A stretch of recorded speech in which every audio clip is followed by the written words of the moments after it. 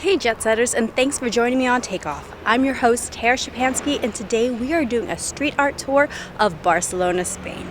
Are you guys ready to go? Let's take off. Just like always, I appreciate your love and support by dropping a comment down below. Be sure you like, share, subscribe. Thanks guys!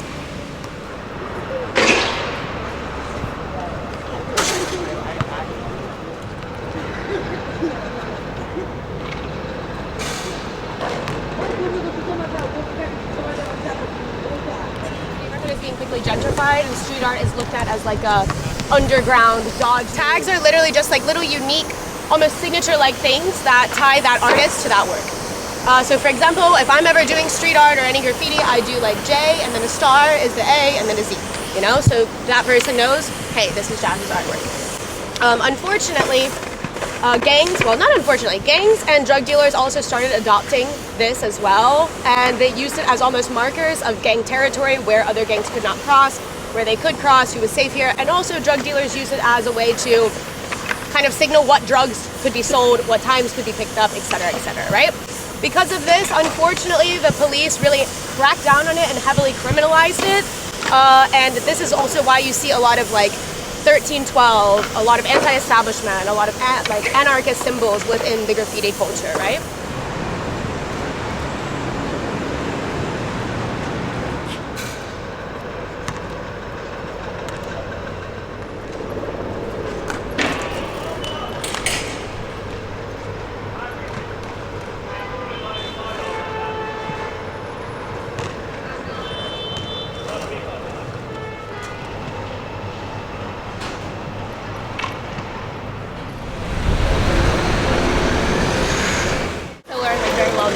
He was like, hell yeah. You got money? Yeah. Get that bread. So this is actually done by a man named Space Invader. And the Space Invader is a French Parisian artist. And basically he goes around, in every city that he goes to, he leaves these little mosaics around, right? He dresses up in all black and goes in the dead of night. Kind of like ninja style, yeah? And he thinks of himself as a hacker that is spreading the virus of mosaics around anywhere that he goes. The coolest thing for me, particularly about the Space Invader, is that he normally puts these mosaics up in more or less impoverished neighborhoods, working class neighborhoods, because he believes that there's a bit of classism involved in being able to see art. Like going up to him, where will you hide when the revolution comes? And yeah, like on walls, he's like, I don't know, probably in my bed, under my bed. And she's like, I'm not saying that. And it's similar like to the bull in, what's it called? Where is it? Yeah, Wall Street, yeah. That. It's similar to that. So if anyone wants to give the balls a little tickle, feel free. If anyone wants photos with the cat as well, I'd be happy to take them for you. I'm gonna tickle the ball. Some good luck. Right? Made out of cigarette butts, okay? So this was done by a local artist here who spent about 6 hours picking up all of the cigarette butts that he could on the street, and he was able to put together this little like flowing river of cigarettes. And it obviously is a testament to the fact that we are polluting our earth, right? Do I believe that individuals have like their own, yeah, they should take care of the planet? It's been painted over, but normally these masks have a lot more detail and they're like glazed looking, you know? And in each one of these places where we find a mask, there was a horrible, horrible story that happened in that specific place, on that street, etc., right? And this mask is no exception. Ooh, it looks like the sky is going to drop out, but it's all right because we're going that way.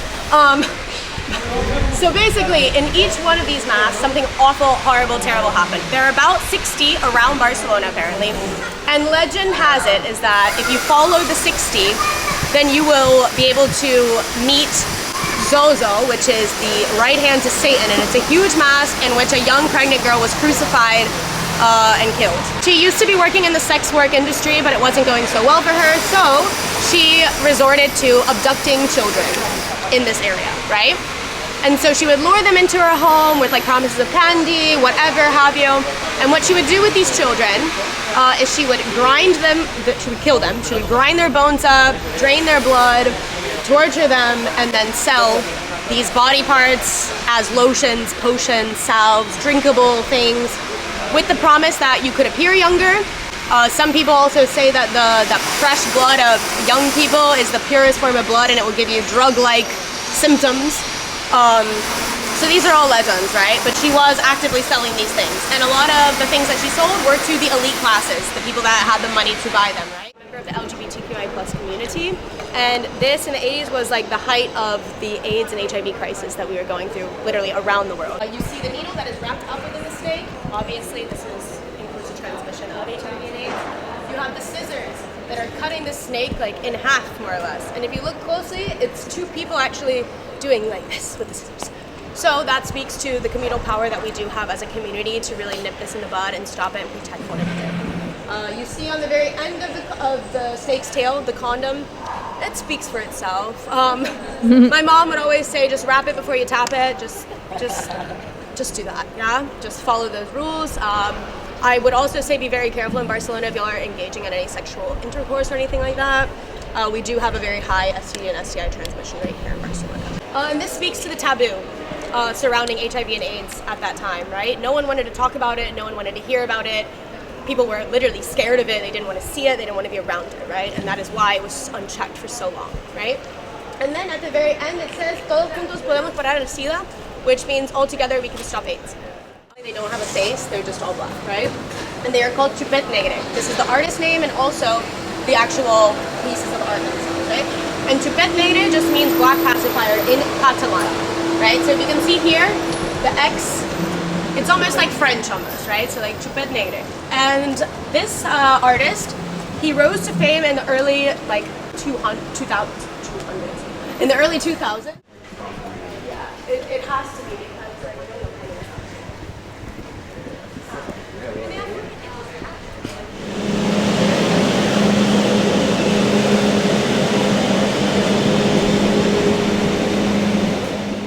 so if y'all want to just stand on that wall, feel free. Y'all will be looking at me and I'll be talking to y'all. So he was an owner of a lot of gay bars and gay nightclubs, and it was just, he provided a space for everyone to peel vegetables. We have also a refrigerator inside where you can take what you need, you leave what you don't.